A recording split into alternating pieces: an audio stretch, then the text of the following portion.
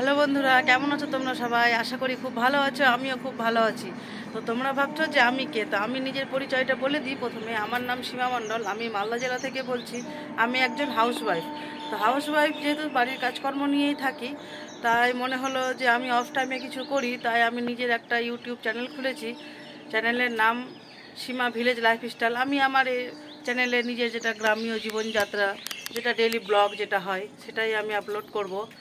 তো আমরা আমাদের গ্রামের একবার তোমরা প্রথমে দৃশ্যটা দিয়ে নাও।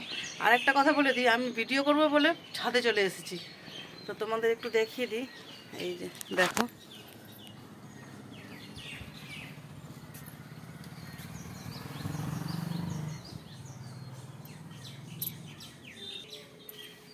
তো তোমরা দেখতে পেলে আমাদের এখানে জমি, বাগান, আম গাছ সব কিছুই আছে। জমিতে এখানে সবজি চাষ করা হয়, ফসল হয়, আমের সময় আম হয়। এই যে চারিপাশে আমাদের আমের গাছ, এই যে এখানে নারিকেলের গাছ দেখা যাচ্ছে। এই যে, তো তোমরা আমার চ্যানেলে আসবে, দেখবে। আমি ডেইলি ব্লগ, আজকে থেকে তোমরা ডেইলি ব্লগ পেয়ে যাবে তোমরা। তো তোমাদেরকে আমি এখন একটা জিনিস দেখাই। এই যে আম গাছে কেমন আম হয়েছে দেখো। এই যে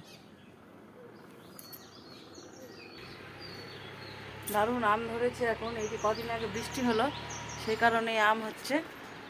আর এই যে এখন গাড়ি যাচ্ছে, সব বাগানগুলোতে স্প্রে হচ্ছে, কিছু কিছু জমিতে জল দেওয়া হচ্ছে। কদিন আগে বৃষ্টির জন্য আমাদের এখানে নিম্নচাপের ফলে বিশেষ কিছু রৌদ্রটা হচ্ছে না। এই কদিন থেকে দিনটা গাড়িটা ওটা দিয়ে বেরিয়ে গেল,